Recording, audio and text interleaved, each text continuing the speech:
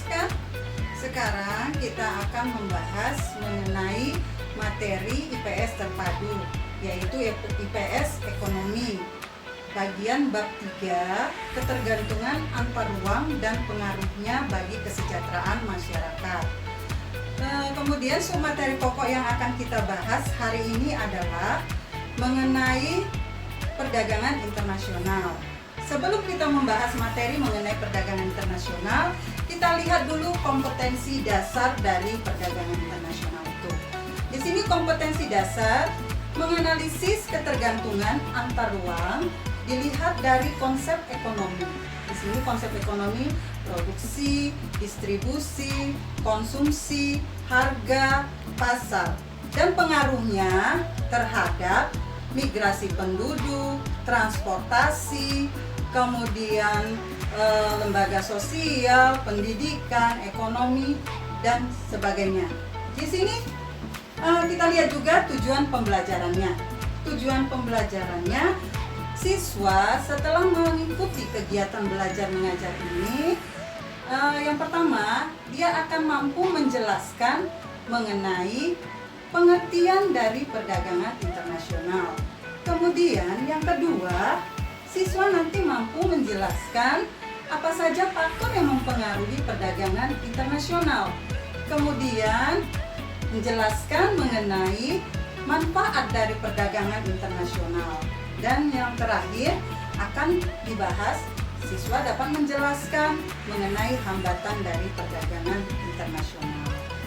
Kemudian setelah kita bahas kompetensi dasar dan tujuan pembelajaran, sekarang kita ke pengertian dari perdagangan internasional. Apa sih perdagangan internasional itu? Oke, kita lihat di sini. Perdagangan internasional ini adalah perdagangan antara negara yang satu dengan negara yang lain dengan kesepakatan bersama, ya, sudah ada perjanjian bersama. Itu yang disebut dengan perdagangan internasional. Setelah itu kita akan membahas mengenai perbedaan. Kan kita tahu ada perdagangan dalam negeri, ada perdagangan internasional. Jadi di situ apa sih bedanya? Kita akan lihat di sini perbedaan dari perdagangan di dalam negeri dan perdagangan internasional. Kita kupas satu persatu. Yang pertama, perdagangan di dalam negeri itu berada di dalam satu kawasan, di kawasan sendiri, ya. Sementara perdagangan internasional itu bisa dari negara lain, kawasan yang lain, negara tetangga atau negara yang di luar lagi. Kemudian yang kedua di sini, ya, pembeli dan penjual itu bertemu langsung. Jadi kita bisa langsung kontak dengan penjual kita kalau kita ingin membeli sesuatu. Sementara kalau perdagangan internasional, pembeli dan penjual tidak bertemu langsung, ya. Jadi ini biasanya pembeliannya bisa saja online. Kemudian yang ketiga, kalau di sini di perdagangan dalam negeri, mata uang yang digunakan itu sama, ya. Sementara di perdagangan internasional mata uangnya berbeda dari berbagai negara dengan mata uangnya masing-masing, dan yang digunakan adalah devisa. Sementara yang keempat, ya, di sini bahwa kita melakukan perdagangan tidak dikenai bea masuk atau pajak, sementara di perdagangan internasional dikenai pajak, ya. Kemudian yang kelima di sini bahwa perdagangan di dalam negeri itu mengikuti peraturan perundang-undangan di dalam negeri, yaitu hukum nasional. Sementara di perdagangan internasional yang digunakan adalah hukum internasional. Inilah mengenai perbedaan antara perdagangan dalam negeri dan perdagangan di luar negeri. Kemudian kita akan membahas mengenai bentuk-bentuk dari perdagangan internasional. Ada 3. Di sini kita lihat ada 3 bentuk-bentuk perdagangan internasional.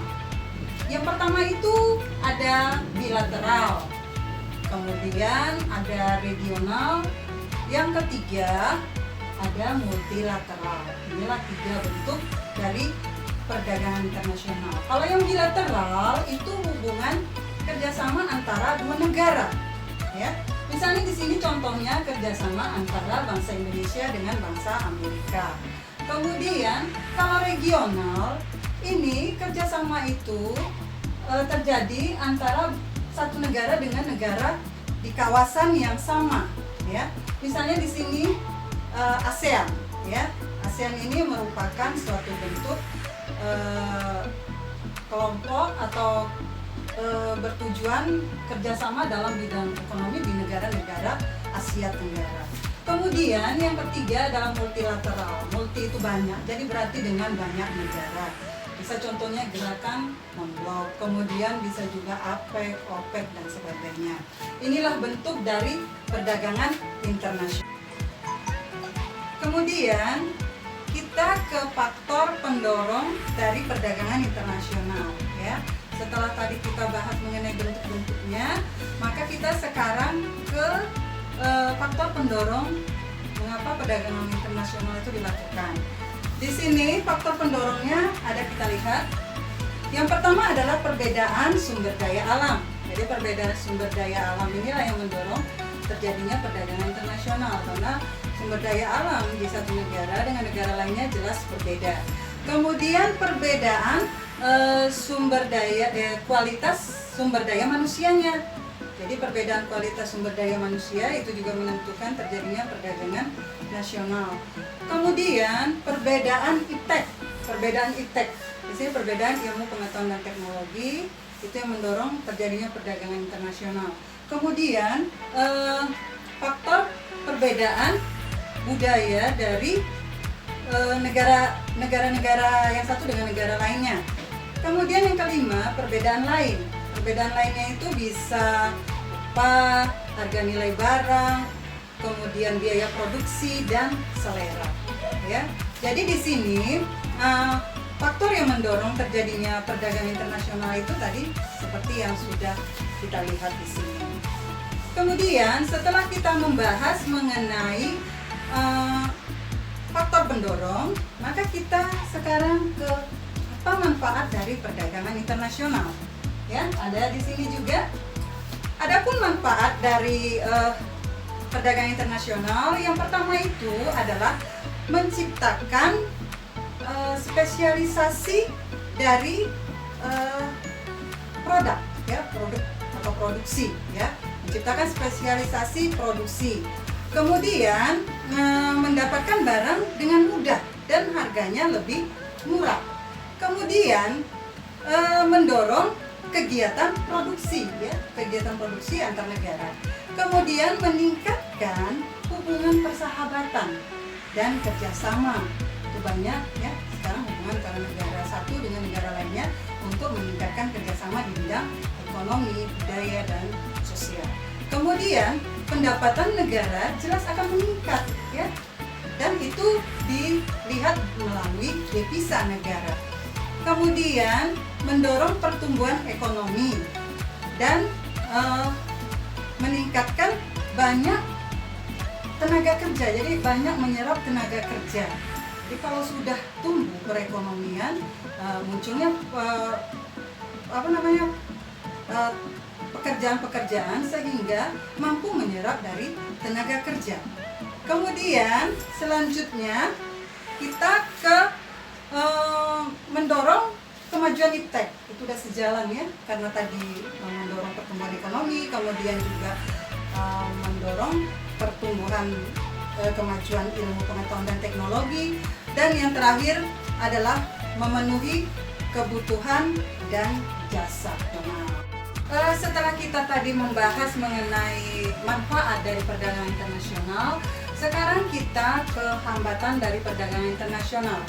Adapun hambatan dari perdagangan internasional itu bisa, yang pertama itu harga barang dari luar negeri itu dibuat lebih murah dibandingkan harga barang yang ada di dalam negeri.